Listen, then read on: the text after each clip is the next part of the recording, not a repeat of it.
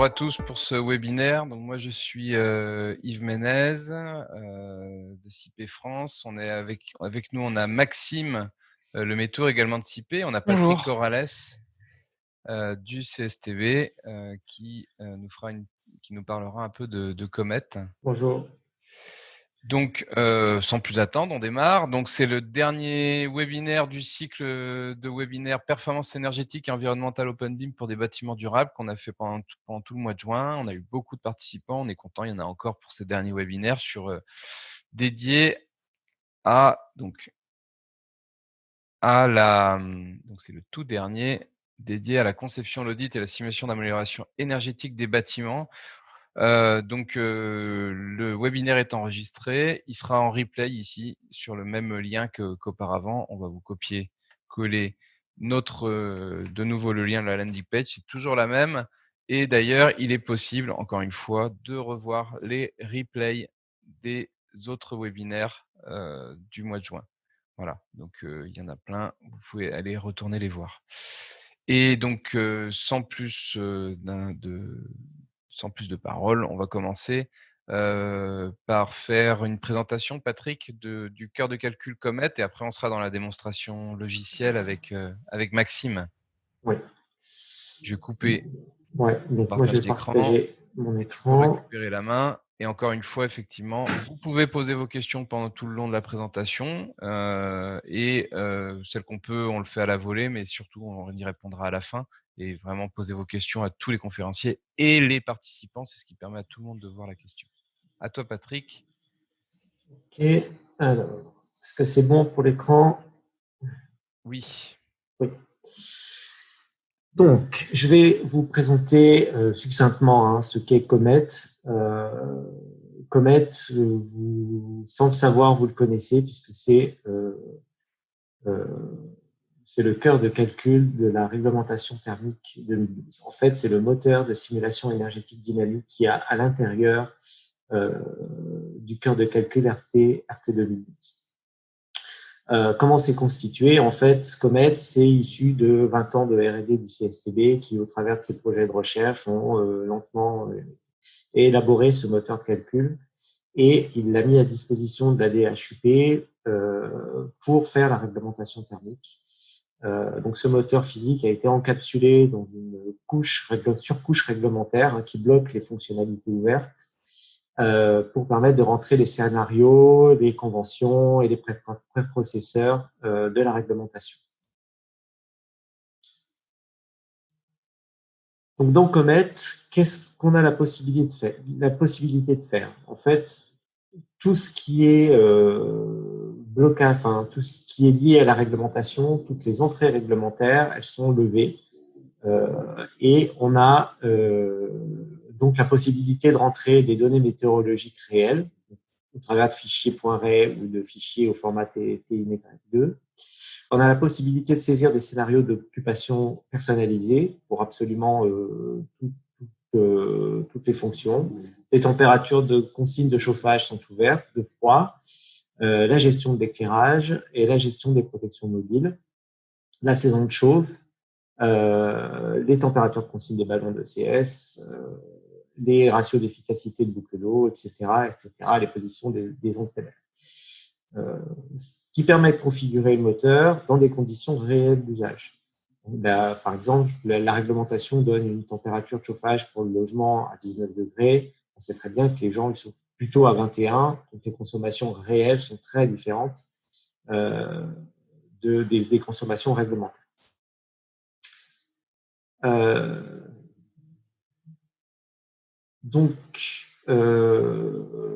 La nature des entrées des modèles, c'est les données, elles sont adaptées à la profession, elles sont proches de la RT 2012. En fait, c'est des données de ce moteur qu'on va trouver dans la littérature, dans la base Edibatec, par exemple, où c'est la même configuration ou les mêmes données d'entrée que la réglementation thermique, donc elles sont disponibles. La plupart des systèmes énergétiques sont modélisables. Il y a les préassemblages de la réglementation thermique. Les indicateurs, c'est les mêmes indicateurs que la réglementation. Et en plus, on a le détail par pas de temps horaire dans toute la simulation. Alors, Comet, comparé à d'autres moteurs de simulation énergétique dynamique, on a passé les K-tests avec les best tests HRAE sur le moteur de calcul, et les résultats sont tout de même assez proches des autres moteurs. Donc, il est ni meilleur ni moins bon que les autres. Il est tout à fait dans la moyenne des simulateurs Terran 6, Energy Plus.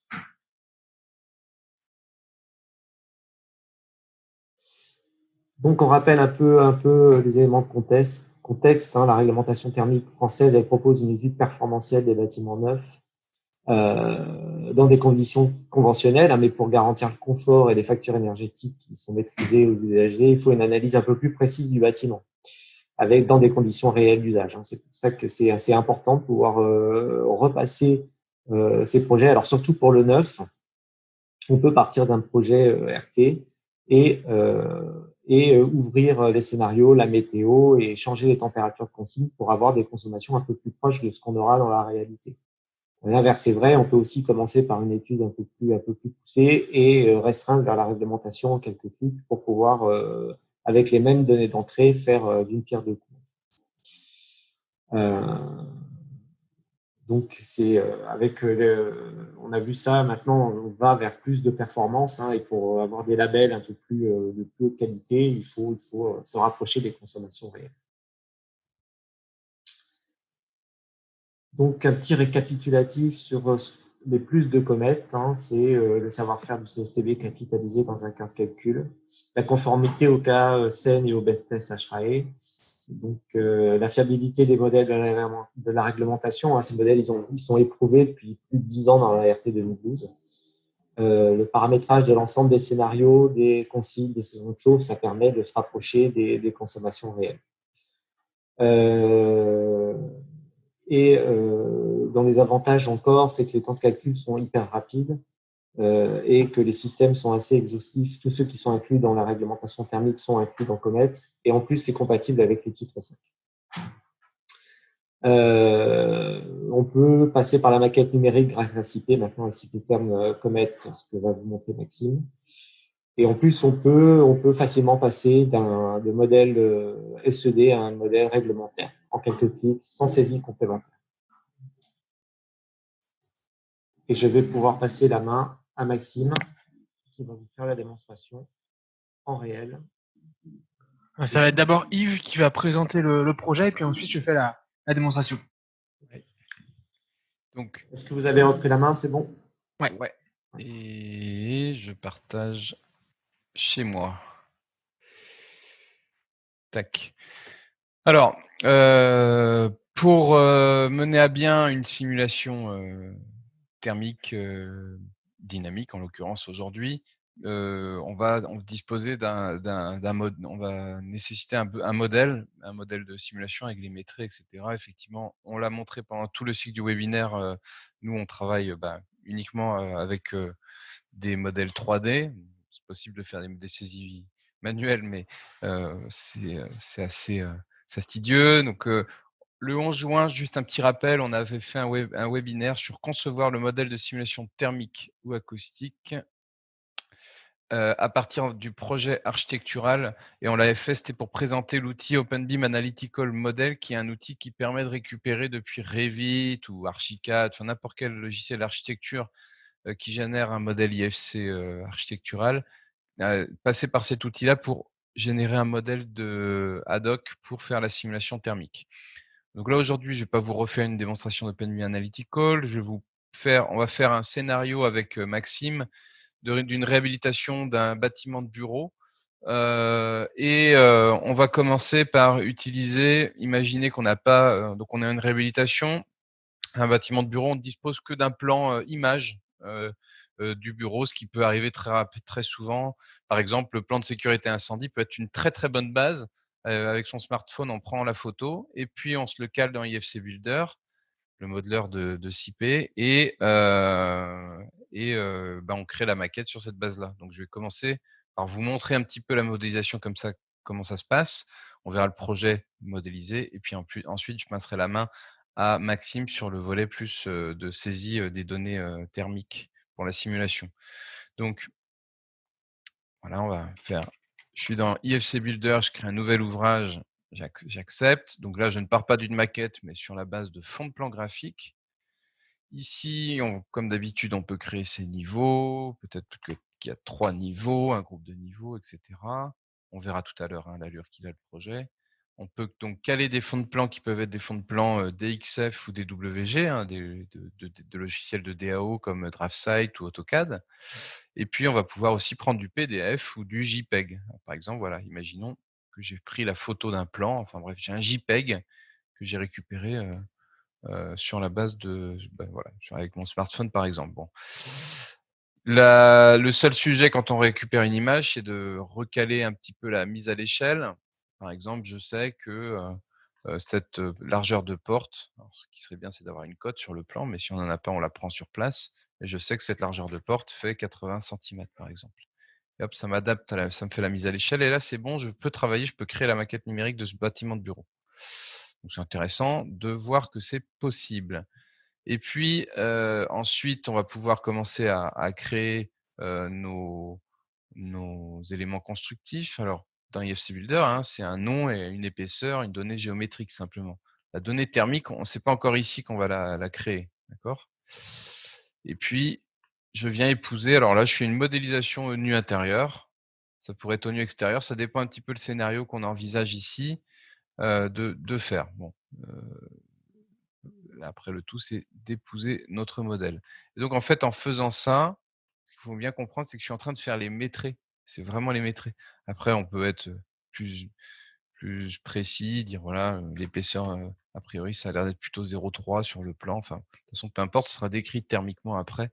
Là, c'est histoire d'acquérir les métrés, les volumiques et les linéiques de la maquette. Je vais faire un petit coup de cloisonnement. Je vais le faire un petit peu rapidement. Tac, tac, tac. De toute façon, pour faire une simulation thermique, on n'a pas besoin non plus d'un modèle au millimètre. Ce qu'on a besoin, c'est d'avoir rapidement les métrés. Et c'est ce que nous permet la 3D. Voilà, je suis parti un petit peu à côté, c'est pas grave. Allez, hop, tac.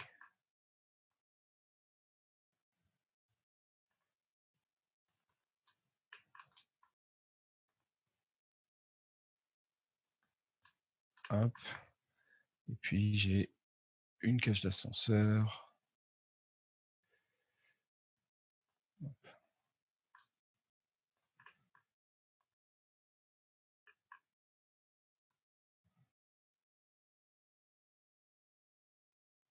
Hop. Et hop. Donc là, on vient de faire un cloisonnement. Diviser. Effacer. Donc vous voyez, c'est un modeleur qui est très simple à prendre en main. Je vous montrerai le lien vers une formation. Si je veux faire des fenêtres, c'est pareil. Je vais faire une grande baie vitrée. Je vais faire une fenêtre de 3 mètres par 2,80 m. Il y en a une qui se présente et qui a pas d'allège qu'on verra dans la 3D tout à l'heure. Donc là, par exemple, je me cale ainsi, etc., etc. D'accord ? Donc c'est comme ça qu'on va commencer à créer notre maquette. Là, je viens de faire uniquement un niveau. Alors comme je l'ai fait dans un groupe de niveaux, eh ben, il a répété 3 fois en 3D ma modélisation. Et donc ensuite, il me reste à faire les autres fenêtres, tous les différents éléments, et surtout la création des locaux qu'on fait ainsi en fait. On dit voilà, par exemple, type de local réunion. Hop, celui-là je l'appelle salle réu 1. Et puis sinon je peux faire des locaux type bureau. Et ici je dis bureau 1. Si j'ai des mêmes noms, ça va s'incrémenter bureau 2, bureau 3. Voilà, etc., etc. Voilà, ça c'est ce qu'on a besoin de faire pour, comme modèle pour pouvoir mener à bien la simulation. Alors ce logiciel IFC Builder, sans plus de commentaires, si vous allez sur cplearning.fr, mais on va vous mettre le lien, vous trouverez cette formation de prise en main qui se fait sur une maison, et sur la base d'un DXF, mais c'est le même principe que sur du DWG. Et donc c'est une formation qui est gratuite à ce logiciel, qui est également gratuit. Donc on va vous mettre formation en commentaire du webinaire. Donc, le projet sur lequel on va travailler, je vous le montre une fois terminé. Le voici. Alors, c'est un projet, on voit avec des poteaux ici à l'intérieur, c'est un projet, un scénario qu'on a imaginé avec Maxime pour démontrer un petit peu les possibilités de saisie, d'audit sur un bâtiment. Alors, dans IFC Builder, on a su créer donc tous les éléments qu'on voit à l'écran, dont la partie des bâtiments existants. Dans IFC Builder, ce qui est intéressant, c'est qu'on peut voir l'impact en termes d'ombre des bâtiments existants et puis même des propres masques intégrés au bâtiment à tout horaire de l'année. Et on peut faire tourner comme ça. Voilà, donc on peut voir vraiment comment se comporte le bâtiment dans son environnement en termes d'ensoleillement. Et donc, on a fait donc les bâtiments existants environnants, c'est les masques beige. Et le scénario qu'on vous propose, c'est qu'en fait, ce bâtiment-là, c'est une réhabilitation où il y avait un bâtiment de bureau, il y avait un rez-de-chaussée et 2 étages, un rez-de-chaussée, un premier et un deuxième étage. Et on a fait un scénario avec Maxime qui est que à ce bâtiment, on lui a rajouté un attique en ossature bois. Et donc c'est du neuf, la partie haute, et le reste est réhabilité, rénové de manière plus ou moins forte. On le verra sur les scénarios que nous proposera Maxime. Peut-être qu'on les commente tout de suite, Maxime, ou tu les commentes au fil de l'eau On peut les faire maintenant. Ouais, donc ce qu'on imagine, donc la partie attique, ce sera du neuf, ça, il n'y aura pas débat. On pourra faire un saut sur voir comment tu l'as décrit, mais ce sera une ossature bois de bonne performance. C'est ça. Rez-de-chaussée, premier, deuxième, donc en état existant, on est comment? On est avec des blocs béton et de l'isolant de 5 cm sur les parois extérieures. D'accord, donc ça, c'est l'état existant. Ouais. Et on envisage comme je le montrais, il y a, en réalité, c'est un scénario où on dit que la façade, en réalité, n'était pas porteuse, puisqu'on avait une structure poteau-poutre à l'intérieur. Donc, on a une maçonnerie qui était plutôt en remplissage. Et donc, on va partir sur un scénario qui serait quoi, Maxime? Dans un premier temps, de mettre une épaisseur d'isolant un peu plus importante pour voir au niveau des gains énergétiques. Et puis, si c'est pas suffisant, peut-être de complètement démolir la façade pour passer sur la façade F4 de chez Isover. Une façade à isolation répartie. Ok. Et puis après, il y aura aussi, donc ça c'est sur la partie bâtie, et sur la partie système, qu'est-ce qu'on fera? Là, on est sur une PAC RR, du coup très peu performante. Donc l'idée, c'est juste de la changer pour un système plus performant et en mettant en place un système de régulation AirZone qui permet de faire des économies d'énergie. Voilà, tout ça, c'est des exemples et on va lancer ça tout de suite. Alors justement, moi, il faut bien comprendre que moi, en plus, un des avantages du processus BIM, c'est que moi, je peux être celui qui fait la maquette, mais qui a aucune idée de la partie simulation thermique. Donc, j'ai fait la maquette, ça s'applique à l'architecte finalement, qui a fait la maquette aussi avec d'autres outils de logiciels.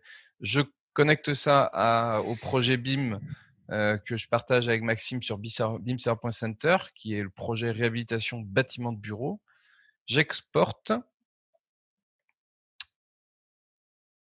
Et là, ça crée un modèle IFC et quelques autres fichiers à côté que si on va voir sur mon compte bimserver.center, le voici, réhabilitation bâtiment de bureau. Donc là, on est sur Internet. On peut consulter sur smartphone également avec les applications associées à bimserver.center sur Android et Apple. Et donc, j'ai la maquette qui est montée et j'ai également monté une équipe de travail. Donc là, c'est avec Maxime que j'ai invité au projet. Et du coup, ça veut dire que Maxime a accès à ces différents fichiers et va pouvoir lancer sa présentation. Et je m'arrête là parce que tu as plein de choses à nous montrer. Oui, exactement. Eh ben, je exactement. coupe là et puis à tout de suite. Je vous partage du coup mon écran. Est-ce que vous l'avez là? Non, pas encore. Non, pas encore. Ok. Là, c'est bon. Donc du coup, ici, alors moi, j'ai le projet qui est bien entamé déjà dans Cipéterm Comet. Dans un premier temps, je vais créer un nouveau projet pour vous montrer un petit peu comment ça se passe au niveau donc de l'import, donc réhabilitation bâtiment bureau. Donc là, je crée du coup dans Cipéterm Comet mon projet. Comme je suis invité par Yves, donc sur la plateforme beamserver.center à collaborer sur le projet, je vais pouvoir du coup le sélectionner et le projet apparaît dans la liste de mes projets qui sont disponibles. Ici, c'est le premier. J'accepte. Quand j'accepte, donc je vais importer le modèle 3D qui a été réalisé donc par l'architecte. On le retrouve ici avec les masques, les bâtiments donc voisins. Je viens accepter et j'ai le tout qui s'importe. Les masques vont être générés automatiquement à partir des bâtiments voisins qui ont été modélisés. Donc ici, on retrouve en bas à gauche la petite vue 3D avec l'ensemble des éléments qui étaient présents dans UFC Builder. Donc ici, pour ceux qui connaissent un peu les logiciels SIP, je suis dans une interface qui ressemble beaucoup, quasiment identique, à celle de Cipéterm RT 2012 pour le réglementaire.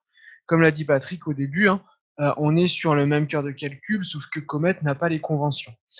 En fait, ici, je vais pouvoir directement aller dans les données générales et je peux sélectionner donc un fichier météo. Donc là, j'en ai différents. Je crois que le projet, on l'a mis dans le sud. Donc, par exemple, j'ai Carpentras. Je peux ensuite renseigner si je fais un calcul, donc l'altitude, la zone, etc.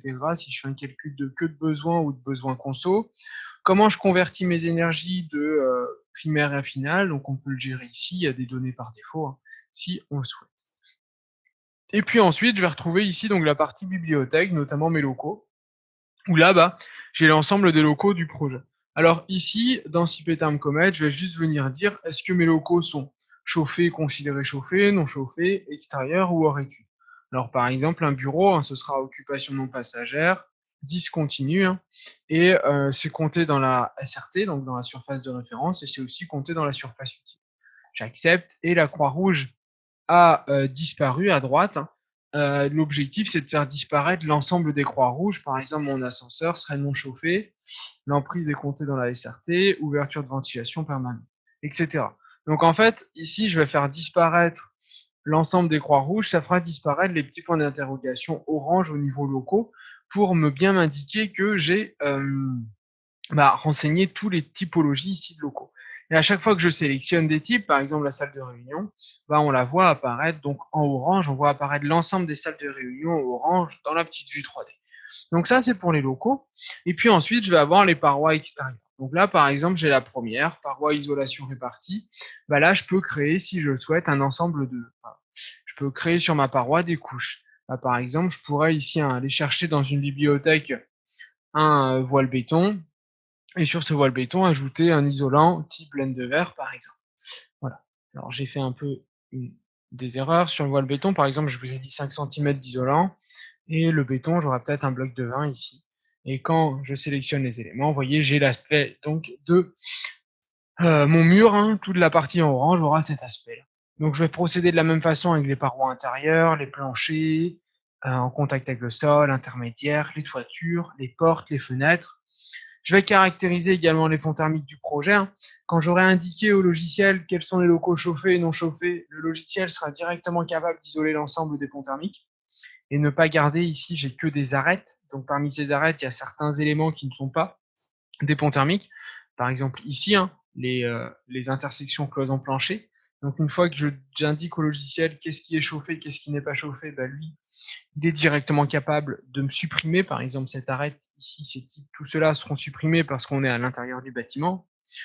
Et puis, donc ensuite, pour la bibliothèque, la dernière chose, c'est le système de génération que je peux créer ici. Donc, comme l'a dit Patrick, on est sur les mêmes systèmes que le calcul RT 2012, et on a notamment ici accès à la base Edibatech, j'y reviendrai tout à l'heure.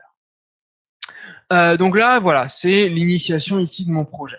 Je vais vous ouvrir le projet, mais qui est où l'état initial, on va dire, est terminé. Donc là, j'ai les locaux qui ont été caractérisés. Vous voyez, j'ai plus les croix rouges, donc plus les petits points d'exclamation orange. Ensuite, donc on est d'accord que je suis bien sur la même vue 3D.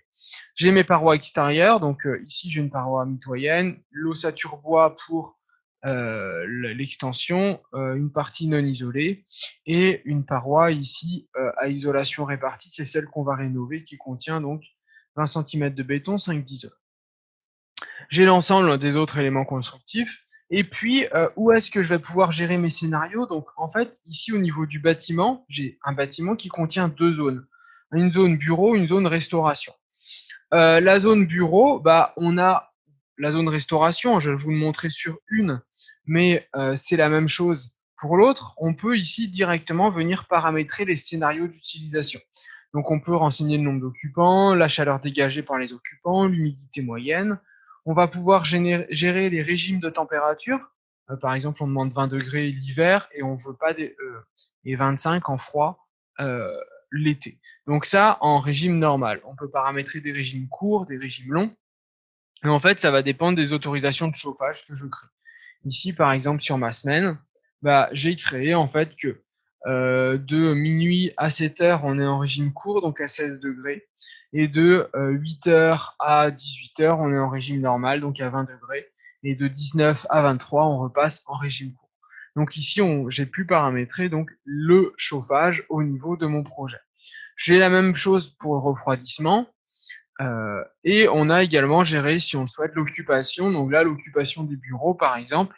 J'ai une occupation pour la semaine, où entre 8 et 9 heures, j'ai 50% des gens. De 9 à 12, tout le monde. 12, 14, 50%. 14, 17, tout le monde. 17, 18, 75%. Et 18, 19, 50%. Donc de cette façon, on a pu gérer donc des scénarios. Le week-end, on a mis qu'il n'y avait personne, bien entendu. Au niveau de la ventilation, c'est pareil. On peut générer un scénario de ventilation. Ici, on a dit qu'on ventilait tout le temps. Alors, on aurait pu le gérer en fonction de l'occupation également. On a même chose pour l'éclairage, le CS. Donc, on peut gérer l'ensemble des scénarios ici au niveau de la zone, donc pour la partie bureau.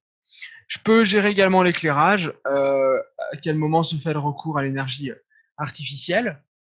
Et puis, quand sont gérées les mises en place donc des fermetures mobiles. Donc, par exemple, si j'ai des fenêtres, quand est-ce qu'on vient mettre en place les fenêtres sur le projet. Donc là, c'est la zone bureau. Je vais retrouver l'ensemble des locaux non chauffés du bureau à l'intérieur et l'ensemble des locaux chauffés des bureaux. Et au niveau des locaux chauffés, je peux gérer donc les différentes saisons ici, où le chauffage est imposé, où le refroidissement est imposé et où le chauffage et le refroidissement ne sont pas autorisés. Donc ici, on peut gérer les saisons également. Et puis après, je retrouve l'ensemble des bureaux, par exemple mon bureau 1, et c'est ici que j'ai accès aux métriques. Donc les surfaces, les volumes, et à l'intérieur, les murs qui composent le bureau 1. On les voit apparaître ici, donc chacun des murs en bleu, les planchers et puis les ponts thermiques que l'on a donc au niveau du bureau, avec à chaque fois le métrait issu du modèle dessiné par Yves. Donc ici, là, je suis sur le projet, donc on va dire que l'initial, c'est le bâtiment tel qu'il est actuellement. Et donc, je vais paramétrer l'ensemble des éléments. Donc, je vais pouvoir réaliser un premier calcul de besoins et de consommation. Donc, le calcul est en général assez rapide. Il va dépendre bien sûr de la taille du projet et de la puissance donc, de l'ordinateur. Donc ici, l'objectif, ça va être de faire différents cas, différentes variantes de rénovation. Donc ici, j'ai le calcul qui se fait, donc le BBio, alors qui n'est pas en points puisqu'on n'est pas sur un calcul réglementaire, on est sur des besoins, donc j'ai un besoin de 63,10 kWh par mètre carré, et sur ces 63, il y a 56,30 qui est du chauffage. Ensuite, j'ai les consommations en énergie finale. Donc, je peux accepter, on va retrouver tout ça sous forme de rapport dans l'onglet récapitulatif, donc j'ai le rapport qui me détaille donc les consos, les besoins, et puis après on a des graphiques pour nous indiquer les déperditions, etc. ici. Voilà. Donc au niveau de ce projet, alors juste, je vous ai pas parlé des systèmes, pardon. Au niveau des systèmes, donc on a mis une PAC RR donc qui va chauffer et refroidir les bureaux, donc une ancienne PAC avec des données de performance très défavorables. Et puis, on a un ballon électrique pour le CS et des radiateurs électriques dans les parties communes notamment. Donc ici, on est venu réaliser le calcul et une fois que j'ai donc les résultats de mon étude initiale, je vais pouvoir exporter une mesure d'amélioration. Donc en fait, je vais exporter pour ensuite l'ouvrir avec un outil qui est CPTerm Improvement qui va me permettre de comparer ces différentes mesures. Donc là, je suis sur la situation initiale. Alors, je vais l'appeler voilà, 6 pétarmes comètes, 8 webinaires, 8 bâtiments de bureau, et je dis qu'en référence, c'est l'état initial. J'accepte ici, et j'ai l'export qui se fait. En fait, ce que je viens d'exporter, c'est une maquette IFC qui contient uniquement le résultat du calcul qui a été réalisé d'un 6 pétarmes comètes. Alors, ensuite, donc, sur ce projet, je vais pouvoir, par exemple, donc, commencer ma première version de rénovation. Donc, la première version de rénovation, ça serait de curer l'isolant qui est ici pour mettre un isolant plus performant et plus épais. Bah, hop, je peux directement choisir le mur. L'isolant ici, bah, je vais le modifier. Je vais dire qu'au lieu d'avoir 5 cm, j'ai 12 et que je ne serai pas à 0,039. Mais je sais que sur le marché, je suis capable d'en trouver à 0,032. J'accepte. Donc, j'ai mon mur qui s'épaissit. Et je vais ensuite, pourquoi pas, dans cette même rénovation, changer mes fenêtres. Là, on a la fenêtre 300 par 100, qui est la fenêtre qui est présente dans tous les bureaux, salles de réunion du rez-de-chaussée R+1, R+2. Cette fenêtre a des données un peu performantes, l'époque de construction du bâtiment, et je vais décider de les améliorer ici. Donc, par exemple, 1,3, je vais mettre 0,76 ici, et puis 0,70 ici. Je vais mettre plutôt des fenêtres PVC qui seront coulissantes. Voilà. Donc ici, je gère je modifie en fait l'élément. J'accepte. Donc là, j'ai effectué 2 modifications. Je suis venu changer, donc épaissir l'isolant de mes parois extérieures et je suis venu améliorer les caractéristiques thermiques de mes fenêtres. Je peux ensuite relancer le calcul. Alors, j'ai pas fait attention aux résultats. À mon sens, je crois qu'on était aux alentours de 63 kWh par mètre carré au niveau des consommations totales. Donc ici, on a une bonne amélioration. On passe à 44,3. J'accepte. Et ici, je vais pouvoir réexporter ce deuxième cas. Donc ici, dans mesure d'amélioration, je vais l'appeler V1 par exemple. Je vais dire donc, je vais mettre que dans les améliorations, j'ai fait de l'ajout d'isolant plus changement fenêtre. Okay, et en fait, comme l'objectif c'est de créer des variantes, mais aussi de comparer l'impact financier de ces variantes, bah, je vais renseigner une partie budget. Bah, par exemple, le curage de l'isolant, je vais renseigner du coup ces unités. Donc le curage de l'isolant, on va pouvoir dire qu'on travaille en mètres carrés. La quantité, alors je vais revenir un peu en arrière, c'est une chose que je ne vous ai pas montré. Je peux retrouver les quantités directement dans le logiciel. Sur la description des matériaux ici, j'ai le quantitatif qui va apparaître. Donc j'étais sur cette paroi-là, paroi isolation répartie. Vous voyez, on a 348,62 mètres carrés. Donc c'est la surface du curage et la surface du nouvel isolant. Donc, je vais refaire ma mesure d'amélioration. Ici, voilà. Donc curage isolant, bah, du coup, je vais arrondir à 340. Et le coût du curage me coûte par exemple 4,50 € du mètre carré. Il calcule le montant. Je vais ensuite gérer donc la pose ici de l'isolant.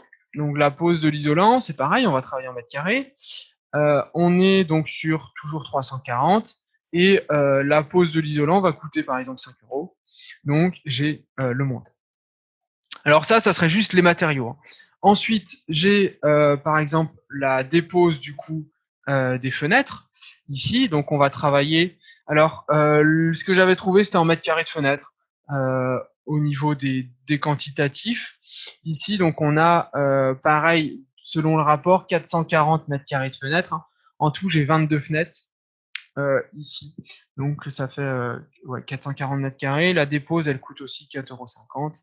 Et j'ai le montant qui se calcule, et puis ensuite donc les nouvelles fenêtres. Ici, je vais les poser en unités. Donc il y en a 22 et ça coûte 200 € l'unité.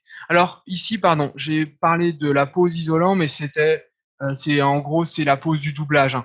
On est sur le complexe isolant plus plâtre à ce niveau-là. Ensuite, à tout ça, je peux associer donc des coûts. Par exemple, il y a le transport, donc je peux dire que j'aurai 5% peut-être de transport. Et puis la main-d'œuvre, par exemple, où j'aurai également 5% de main-d'œuvre. Soit j'en tiens compte en coûts supplémentaires, soit ils sont directement dans le budget que j'ai renseigné précédemment. Il y a peut-être une maintenance, par exemple l'entretien de tout ça. Peut-être que annuellement l'entretien va coûter 500 €. Si j'ai des subventions et des aides, je peux venir donc les rajouter ici. Et là, donc j'étais bien sur ma V1 directement. J'accepte. Et donc j'ai un nouveau fichier IFC qui vient de s'exporter, donc un pour l'initial, un pour la V1. Là, j'ai fait la V1. La V2, bah, par exemple, ça serait de se dire, on hésite entre mettre 12 cm d'isolant et changer les fenêtres, ou alors complètement enlever cette paroi-là et changer les fenêtres aussi, mais pas partir sur une paroi béton, mais sur une façade F4. Bah, ici, ça voudrait dire qu'au lieu d'être sur de l'enduit, du béton, de l'isolant et du BA13, j'aurais plus aucune de ces couches-là, mais je vais créer une façade F4 de chez Isover. Alors, pour la façade F4 de chez Isover, j'aurai un revêtement extérieur qui pourrait être par exemple du bois. Ici, donc il y a un panneau de bois qui pourrait faire 1 cm. Derrière ce bois, donc j'ai une lame d'air qui est du coup fortement ventilée, qui va faire 5 par exemple. Donc je vais de l'extérieur vers l'intérieur. Ensuite, j'ai une première couche d'isolant. Cette couche d'isolant sur la façade F4 va passer au nez du plancher. Donc elle fait, je crois, 8 cm à 0,032. Et j'ai une deuxième couche qui, elle, serait posée sur le plancher. Donc en fait, la façade F4, on est sur une façade à ossature métallique qui serait plus épaisse, 12 cm, mais avec une conductivité de 0,035. Et puis ensuite, je vais avoir la lame d'air, qui nous serait cette fois-ci non ventilée de 5. Donc automatiquement, le calcul se fait. Et pour finir, une plaque de plâtre. Ici, une plaque de BA13, donc 1,3 cm. J'ai dans cette façade F4 de chez Isover des montants, donc verticaux. Donc ici, je vais renseigner des ponts thermiques verticales, d'épaisseur de conductivité 0,02, ça crée un pont thermique tous les 60 cm. Et là, on est sur ossature métallique comme système constructif. Quand j'accepte, voilà, j'ai ce type de paroi-là qui correspond donc à la façade F4 de chez Isover. Les montants métalliques, l'ossature métallique n'apparaît pas ici, mais est prise en compte dans la partie pont thermique linéaire. Okay, donc là, j'ai ma paroi. Alors, avant de recalculer, comme je change de mode constructif, dans l'onglet Arrête, en fait, je vais pouvoir modifier les valeurs de mes ponts thermiques. Alors là, je le fais selon l'avis technique de la façade F4. Je sais glitter un point avec une façade F4. Ici, je vais tout effacer parce que ça ne correspond plus à ça. Il est de 0,38. L'IT 2.2, donc l'intersection mur-plancher intermédiaire est 0,14. C'est favorisé par le fait que j'ai une couche d'isolant qui passe au nez du plancher. Le 3.1, il est à 0,43. Le 4.1, lui, est à 0,21. Le 4.2 est à 0,03. Donc ça, je le fais, je ne l'invente pas. C'est à partir de la doc technique de la façade F4 directement. Pour le 5 points, je suis à 0,32, donc l'appui de fenêtre. Le linteau, je suis à 0,32 aussi. Et le tableau, je suis donc à 0,31. Donc là, j'ai fait toutes ces modifications. Ici, j'accepte, j'accepte. Automatiquement, en fait, dans la partie pont thermique, ça modifie les valeurs donc, que je viens de renseigner en fonction de ma façade F4. Et puis là, je vais pouvoir relancer un nouveau calcul donc des besoins et des consos. Donc au niveau des consos, on était descendu à 44 au niveau des consommations globales, donc ici de notre projet. Donc là, je suis sur ma variante 2, vous voyez, je suis passé à 36, donc il y a eu un gain quand même assez important. J'accepte. Et je vais recréer du coup une nouvelle mesure d'amélioration que je vais appeler V2. Alors cette V2, on va considérer qu'en fait sur la V2, j'ai pas à curer l'isolant, j'ai pas à reposer un doublage. Par contre, je vais garder la dépose des fenêtres et la pose des nouvelles fenêtres, parce que la V1 c'était une première option où je curais l'isolant et que je mettais 12 cm. Là, ma deuxième option, c'est je démolis complètement le mur, je crée une façade F4 et je repose les fenêtres. Donc ici, au niveau du budget, il faut que j'applique la démolition du mur qui existait précédemment. Donc la démolition, on va la mettre en mètres carrés. Et ici, donc on est toujours à 340 en termes de quantité. Et le coût, on est sur 175 € du mètre carré. Et puis ensuite, il y a donc la pose de la façade F4. Ici, c'est pareil, je vais travailler en mètres carrés. Et en termes de quantité, on aura la même chose, 340. Et la façade F4 coûte à peu près 180 € du mètre carré. Voilà. Donc j'ai recréé ici ma V2 en gardant certains éléments de la V1. Donc je vais garder le transport, la main-d'œuvre, l'entretien. Et j'exporte du coup ici. Alors je vais mettre, hop, je vais l'appeler par contre façade F4 plus changement de fenêtre. Et j'accepte. Donc ici, on a donc une amélioration, une diminution des consommations du projet. Par contre, vu que je améliore l'isolation de mes murs, il faut quand même que je fasse attention au niveau du confort. Est-ce que il y aura les températures de confort, surtout d'été, seront respectées dans ce bâtiment? Pour faire ça, en fait, alors on peut le faire avec Cipétherm Comet, mais j'aurais des températures de confort au niveau des zones. Moi, je préférerais avoir des températures de confort au niveau des locaux. Donc, chez Cipé, on distribue un autre logiciel pour réaliser ce type de calcul qui est Cipétherm E+. Ici, je suis dans le logiciel Cipétherm E+. Alors, au niveau de Cipétherm E+, en fait, on est quasiment dans la même interface. Dans l'emplacement, j'ai sélectionné le fichier météo qui va bien. Ensuite, ici, donc, j'ai renseigné les caractéristiques des éléments. Donc là, j'ai ma paroi F4, etc. Donc le projet est déjà fait ici. Et l'objectif, en fait, ici, c'est juste de connaître les températures de confort donc dans les locaux du coup de mon projet. Donc en fait, pour connaître ces températures de confort donc au niveau des locaux de mon projet, je vais en fait pouvoir directement passer dans l'onglet calcul. Et là, donc, je vais cliquer sur le bouton calculer. Je vais lancer un calcul de besoin. Alors, je vais pas faire attention aux besoins parce que j'utilise Comet, donc j'ai déjà dans Comet les besoins qui me sont calculés. Ici, Cipétherm Plus va me permettre uniquement de retrouver le confort intérieur par local. Parce que dans le logiciel, je suis venu spécifier les scénarios au niveau de chacun des locaux du projet et les températures de confort. Donc, par exemple, j'ai dû mettre 24 en température de confort pour l'été et 20 pour l'hiver. Et on va voir si c'est respecté ou pas. Voilà. Donc là, le temps de calcul se fait. Alors, c'est un petit peu plus long parce qu'on est sur un calcul cette fois-ci au niveau du local. Voilà, donc, on va bientôt avoir la fin du calcul. Juste, une fois que c'est terminé de calculer, avant de vous afficher les résultats, je vais vous montrer où est-ce que j'ai détaillé les différentes consignes au sein du local. Voilà. Donc là, entre Cipétherm Comet et Cipétherm Plus, je suis parti exactement du même modèle IFC. Je suis parti du modèle IFC qui avait été généré par Yves.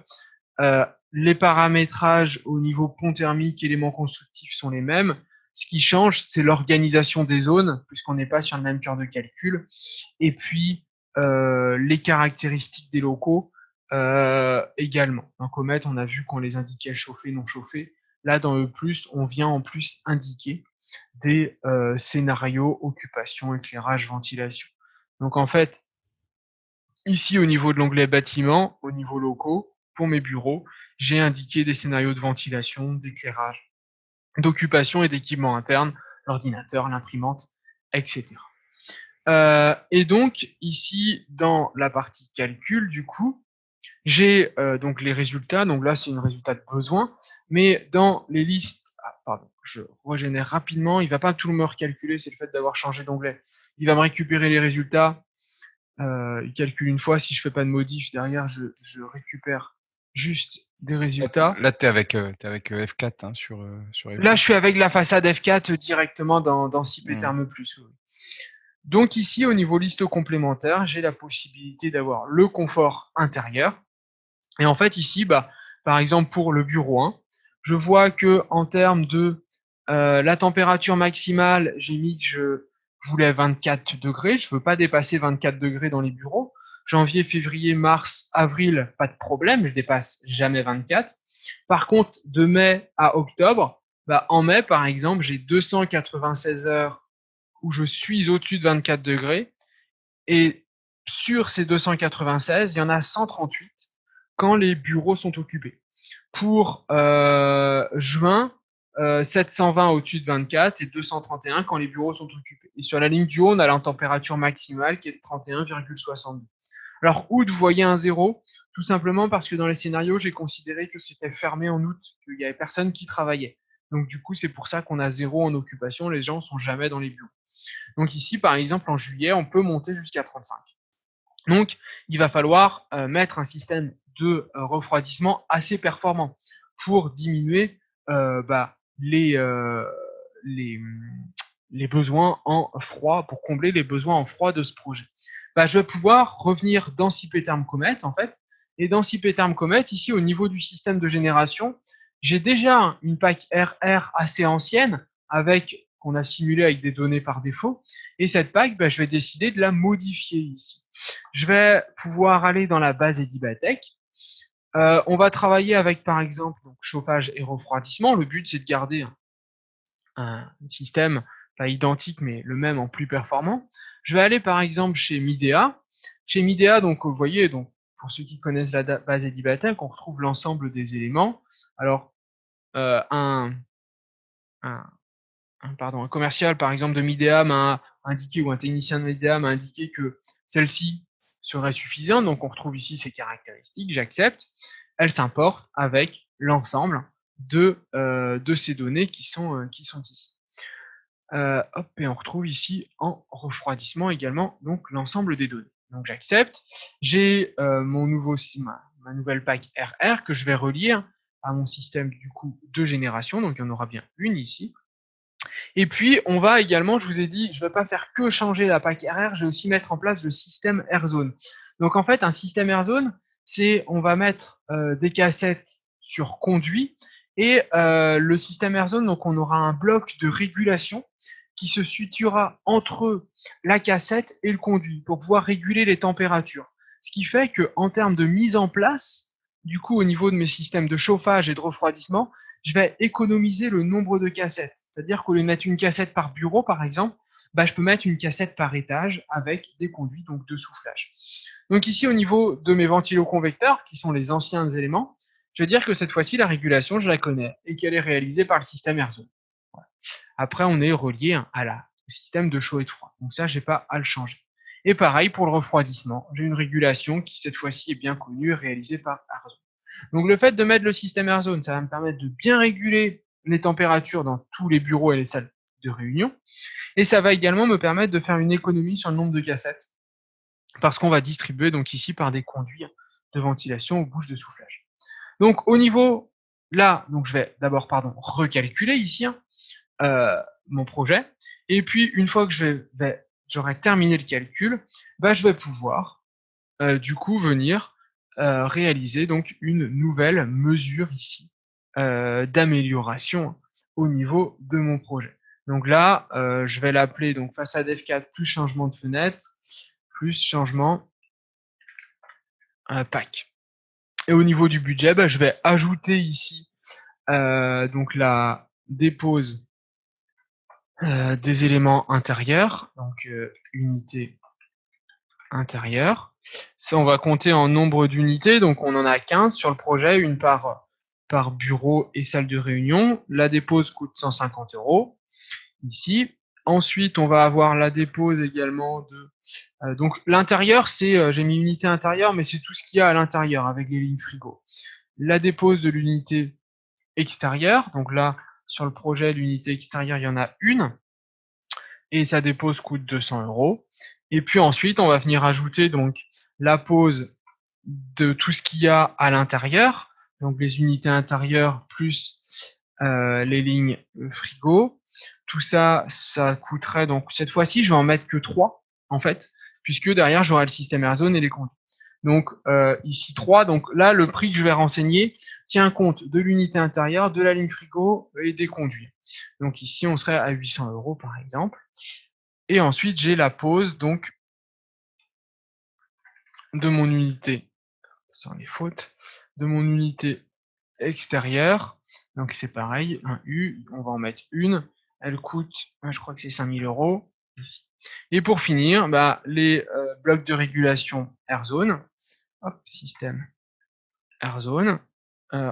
c'est aussi en unité, on va en avoir 3 et c'est 400 € l'unité. Voilà. Donc là, j'ai fait ma troisième V3, troisième variante ici. Je garde le transport, la main-d'œuvre. Par contre, l'entretien, je vais garder les 500 €. En fait, l'entretien de l'ancienne pack équivaudra à l'entretien de la nouvelle, donc je n'ai pas besoin de le rajouter puisque je ne l'ai pas décompté. J'accepte ici. Et donc là, je suis venu faire mes 3 variantes. Et maintenant, l'objectif, ça va être de comparer du coup ces 3 variantes. Et pour les comparer, ça, je vais pouvoir le faire dans le logiciel Cipetherm Improvements. Dans ce logiciel, je vais créer un nouveau projet. Ici, donc par exemple, réhabilitation bâtiment bureau. J'accepte. Et là, du coup, sur Vim Server, je vais sélectionner du coup le projet sur lequel je travaille. Et dans ce projet, il y a à la fois le modèle architectural de Yves, mais il y a également les 4 fichiers issus de Cipetherm Comet. Le premier, l'initial, V1, V2, V3, que j'ai créé à la suite. J'importe tout. Et ici, donc, au niveau d'improvement, il va m'importer l'ensemble des variantes que j'ai exportées. Donc là, j'ai ma situation initiale avec le détail des systèmes, donc les consommations, les déperditions ici de chaque élément constructif. Et puis ensuite, au niveau des mesures d'amélioration, j'ai la première, ajout d'isolant plus changement de fenêtre. Donc on retrouve les pertes. Donc par rapport à l'initial, j'ai 28%, quasiment 30% de pertes sur les parois verticales. Là, je passe à 20%. Donc on a ce détail qui apparaît. Et puis ici en dessous, j'ai du coup l'étude d'amélioration. Donc si je me suis trompé sur des montants, je peux toujours les rechanger ici sans souci. J'ai la même chose avec la partie sur la façade F4 qui apparaît, et la même chose ensuite sur le dernier avec la prise en compte de l'ensemble des éléments. Et une fois que j'ai fait ça, on a les vecteurs énergétiques, donc je peux modifier si je veux le coût de mes énergies. Je peux faire un calcul avec la valeur actuelle nette, c'est-à-dire qu'on va tenir compte de l'augmentation annuelle du coût de l'énergie, d'un taux d'escompte, de l'inflation, etc. Et du type d'intérêt.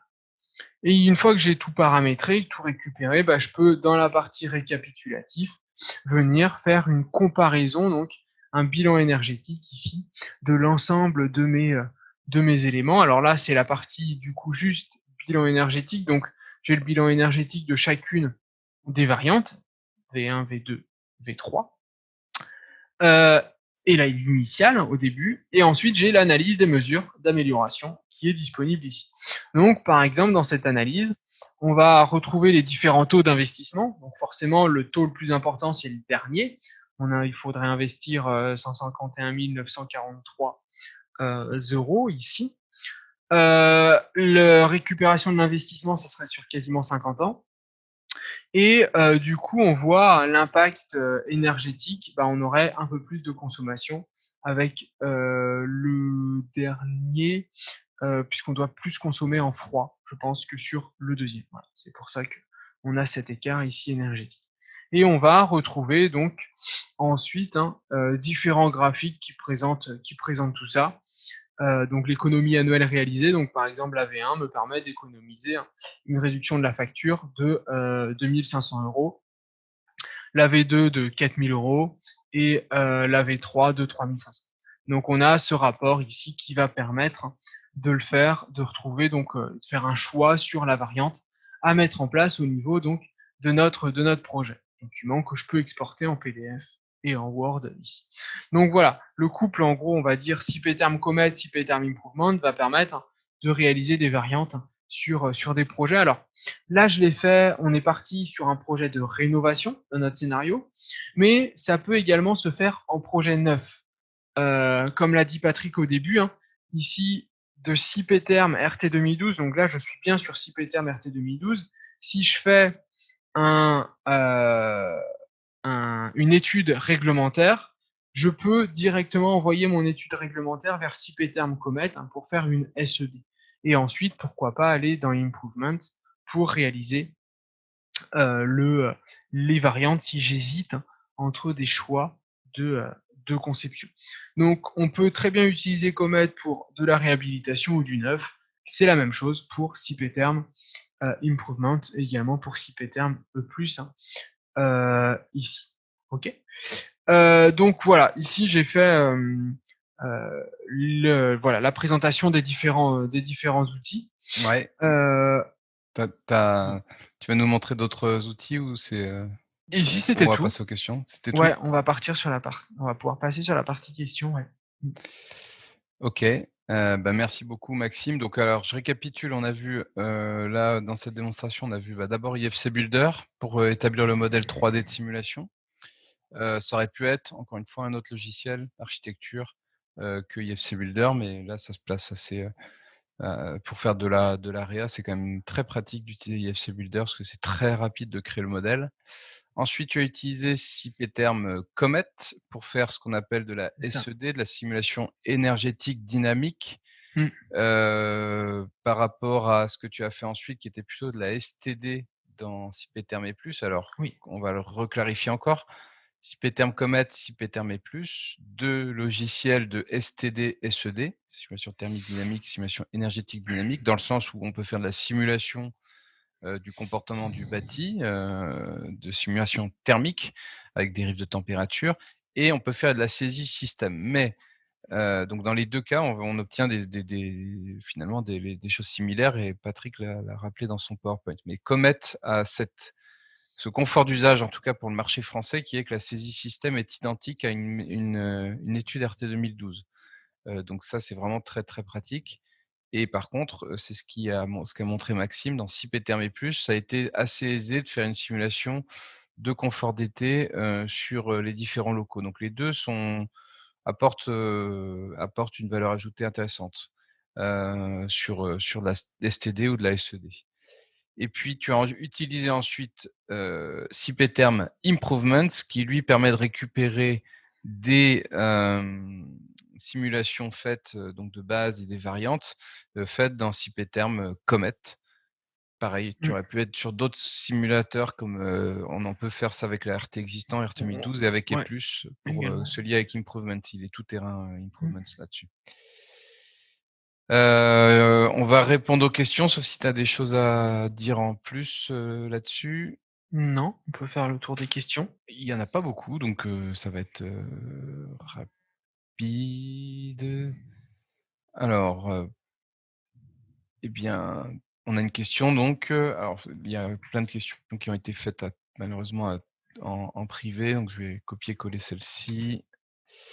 Et on a donc eu une question sur l'accord campus. Donc effectivement, je vous invitais pour l'offre éducation, je vais activer ma webcam aussi.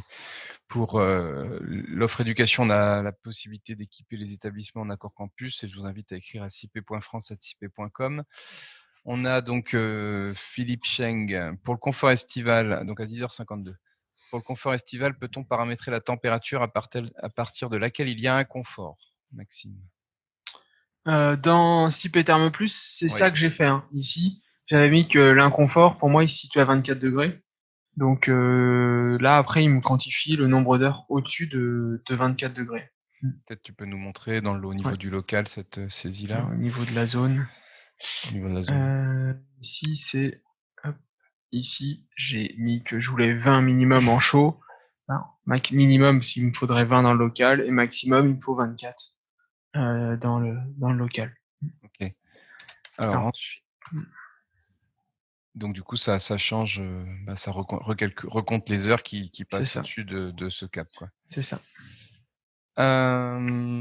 Ensuite, Monsieur Nguyen, quelle est la différence entre CP-term RT 2012 et CP-term Comet? Tu veux y répondre? N'importe, ou Patrick. Donc oui. C'est RT 2012, c'est pour faire la réglementation, rien que la réglementation, toute la réglementation. Et Comet, on fait. Donc CP-term, c'est ouvert. Voilà, alors c'est CP-term RT 2012, c'est pour effectivement valider faire une étude de conformité réglementaire thermique. Patrick, ce qu'il nous a présenté, c'est Comet. Comet, c'est vraiment le noyau avec sa petite noisette sur PowerPoint, ça illustre bien. C'est vraiment le noyau de de la simulation THBCE dans la partie RTMI12, mais contraint. En fait, quand on fait une étude RTMI12, on utilise Comet, mais qui a des aspects contraints, des scénarios conventionnels sur lesquels on n'a pas la main, tels que la température de confort à 19 degrés, la température de consigne, pardon, à 19 degrés en chauffage, ça s'est bloqué, alors que c'est éditable dans CP-Term Comet. Donc c'est la même chose, mais avec la Scénario main sur tout aussi, ce qui est bloqué en réglementaire. Ce qui fait que CP-Term RT2012, c'est vraiment une simulation, enfin la RT2012, c'est vraiment une simulation énergétique dynamique, mais avec des scénarios conventionnels contraints. Alors que CP-Term Comet, on s'approche du réel, on essaie de vraiment s'approcher du réel du projet. C'est pas le même objet. Et puis, Raphaël de la Monica, dans Comet, peut-on prendre en compte des charges internes dans les locaux, Maxime? Oui, dans cette partie-là, ici, j'ai apport interne de chaleur lié aux équipements ou apport interne d'humidité lié aux équipements. Donc la question, c'est avec exemple une cuisine, pas de souci, on peut la prendre en compte en renseignant du coup les scénarios. Ici, par exemple, je suis sur un projet de bureau, donc les scénarios, c'est mes ordinateurs ou mes serveurs, par exemple. Mais pour une cuisine, c'est exactement la même chose. Alors, on nous pose la question, finalement, on est plus précis qu'avec ArchiWizard. C'est une question. Est-on plus précis qu'avec ArchiWizard, même si le paramétrage semble être plus complexe, mais on n'a rien sans rien. Alors moi, je vais pouvoir, je pense, y répondre. On connaît un petit peu ArchiWizard, c'est un très beau logiciel d'ailleurs de nos confrères de maintenant de Crytek. Et pour moi, sur le sujet de la simulation énergétique dynamique, ils utilisent Energy+.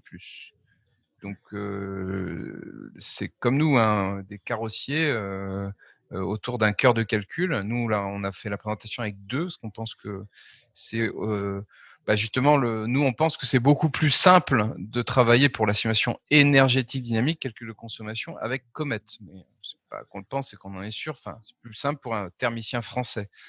Et plus c'est intéressant au niveau des systèmes, mais c'est beaucoup plus compliqué. Donc dans ArchiWizard, je ne sais pas ce que vous voulez dire, mais je pense que si vous faites du calcul de consommation dans ArchiWizard, c'est pas grave que ce soit ArchiWizard. Le sujet, c'est que vous utilisez Energy+, et la saisie système, elle Ça dépend. est complexe, mais Elle est complexe si on renseigne tout, elle peut être très simple si on utilise les modèles génériques de CP-Term+. Mais les modèles génériques ne te permettent pas d'aller très précisément sur des modèles existants. Quoi. Donc oui, il y a les modèles simplifiés. Mais ça n'a rien à voir finalement que ce soit CP ou ArchiWizard. C'est le cœur de calcul utilisé qui fait sens. Donc voilà. ArchiWizard, sans doute très bien, comme nous, pour faire de la STD, du confort d'été. Sur la saisie système, voilà. Nous, on préfère... on a l'avantage, c'est qu'on distribue 2 cœurs de calcul et on préfère largement conseiller à nos clients d'utiliser Comet sur la simulation énergétique dynamique. Tu peux actualiser un peu tes prix, Maxime? Pourquoi? Ou à quel niveau? Moi, je trouve que c'est pas cher. Alors, c'est ça, on peut le montrer rapidement. Au niveau de ta V1, Improvement. Au niveau de ta V1, moi, j'aurais mis sur ton doublage, je mettrais un petit 25 €, 20-25 € pour voir. Ouais. Donc, tu avais les ROI, tu avais 50 ans sur les dernières V1. Ouais. Et puis, attends. Et puis, c'est surtout sur la démol. Je pense que tu as pris une démol sur les 2 variantes, celle-ci. La démol 175, mais plutôt 90 sur un mur sans forcément de chaînage. Pareil sur la dernière. Voilà. Et là, donc, on relance.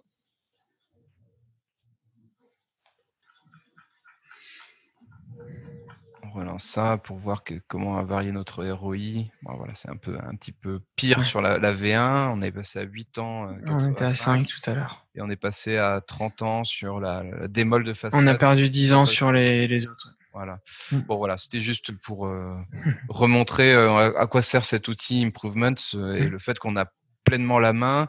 D'ailleurs, dans cette présentation, on a parlé de la façade F4, de Midea, AirZone, c'était juste pour parler avec des exemples de systèmes. Bien entendu, on aurait pu parler d'autres systèmes constructifs, mais c'était vraiment pour illustrer par un exemple sur de la variante plus ou moins forte sur le bâti, parce qu'entre changer l'isolant, les fenêtres et puis démolir la façade, en recréer une, plus un petit peu d'amélioration système et faire une synthèse là-dessus.